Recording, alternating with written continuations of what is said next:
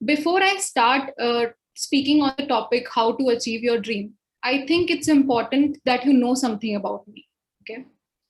तो मैं आपको शुरू से बताती हूँ कि मैं कहाँ से आती हूँ और मैं एलकेएस जब आई थी तब क्या क्या मैंने एक्सपीरियंस किया था। मैं एक छोटी सी जगह राजस्थान में टोंक से बिलोंग करती हूँ।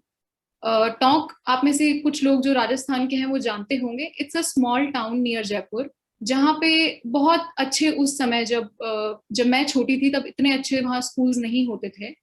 तो मेरे पेरेंट्स ने they wanted a safe place which is good also in India, तो they got my admission in LKS. तो मैं 2008 में जब मैं 9th क्लास में थी तब मैं एलकेएस आई थी। और I was actually coming from a very small school जहाँ पे मेरी क्लास में कुछ 30 बच्चे हुआ करते थे। और वहाँ कुछ खास एक्टिविटीज, मतलब मुझे बेसिकली कुछ एक्सपोजर इतना था नहीं तब तक, 9th तक। मैं आती हूँ यहाँ पे एलकेएस में जहाँ पे एक सेक्शन में 50 बच्चे थे और ऐसे 5 सेक्शन थे। तो मतलब obviously you will understand there was a huge shift in the kind of environment I was coming to. Also in terms of competition which I was going to face here. Secondly, the kind of opportunities will I get here. सब कुछ बहुत बड़ा था यहाँ पे। तो कई लोग कनेक्ट करेंगे कि जब कोई ऐसी छोटी सी जगह से आता है जिसने ज्यादा कुछ देखा नहीं होता है तो उसको ऑब्वियसली बात है यहाँ पे आके थोड़ा डर लगता है कि you start doubting yourself कि मैं यहाँ पे मतलब will I be able to make my mark here, will I be able to do something here which I thought कि मैं यहाँ करूंगी, क्या मैं वो कर पाऊंगी। तो यही सब डाउट और इस सब के साथ मैं यहाँ आई थी। And I remember I was sitting in P R Kumar sir's office with my parents, और मैं रो रही थी because that was the day they were leaving me here, my parents. And my parents were obviously anxious कि कैसे होने वाला है सब कुछ। And PR Kumar sir told this to them, okay, कि don't worry, she will be fine, and I assure you that you will meet a completely new Shalini when she leaves LKS. This is actually what he said, okay.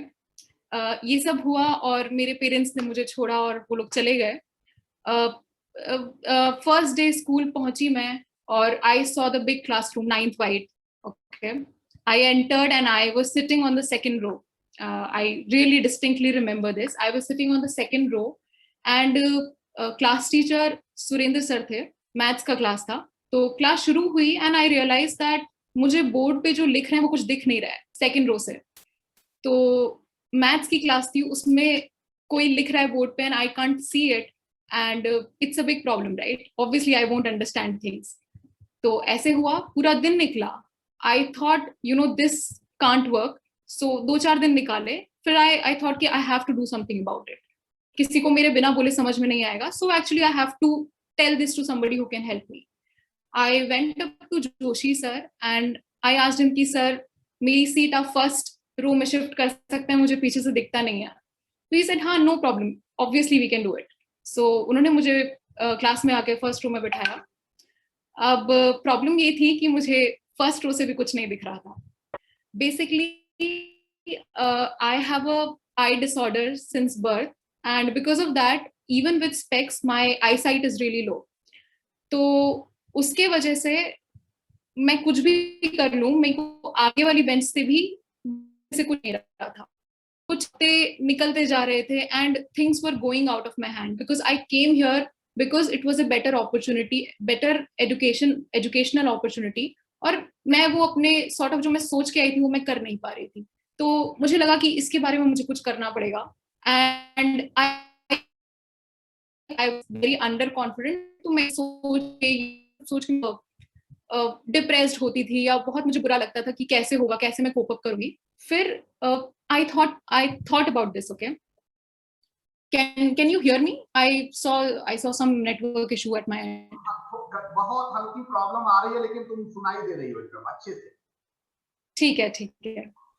तो मैंने सोचा कि शालिनी इस चीज में कि मुझे दिख नहीं रहा है, इसमें I can't really do anything, ठीक है। So this is something which is out of my control, but there are 10 other things which are in my control. तो क्यों ना अपनी एनर्जी वो जो 10 चीजें हैं जहां पे मैं कुछ कर सकती हूँ वहां शिफ्ट करूं, और शायद उसके लिए मुझे 200% टाइम्स मोर एफर्ट्स करने पड़ेंगे, बट क्या है ऑप्शन मेरे पास, मुझे करना ही पड़ेगा। तो ये मैंने सोचा, और नेक्स्ट डे मैं सारे टीचर्स के पास गई जो जो हमारी क्लासेस लेते थे। मैंने सबसे बोला कि प्लीज जो आप बोर्ड पे लिख रहे हैं प्लीज बोल भी दीजिए, मतलब जब आप बोर्ड पे लिख रहे हैं just speak it allowed so that I can hear it and I will grasp that, that's it. तो शुरू शुरू में थोड़ी डिफिकल्टी हुई बिकॉज वो अटेंशन नहीं रह पाता है ना इतना, आप एक भी वर्ड मिस करके तो you lose the chain of thought. तो वैसा करके initially it worked out for me. जो भी लोग बोलते थे, जो भी टीचर्स क्लास में बोलते थे, मैं सिर्फ सुनती थी।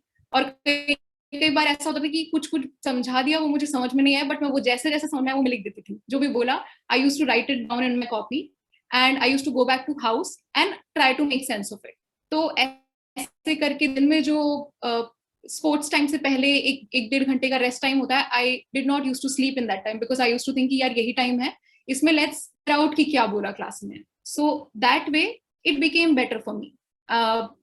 The initial exams happened and I scored good, and also I started enjoying what was happening in the class क्योंकि मेरा attention सिर्फ जो टीचर होता था उस पे होने लगा, क्योंकि मेरे पास कोई और ऑप्शन नहीं था, मुझे दिख नहीं रहा था, तो I only have to listen to what the teacher was saying.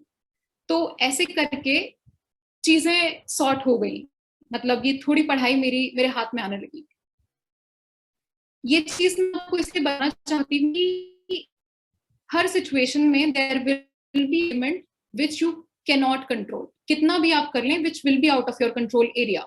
तो उसके बारे में परेशान होने से बेटर है कि आप जो कंट्रोल कर सकते हैं उस पे काम कीजिए। तो ये चीज हुई।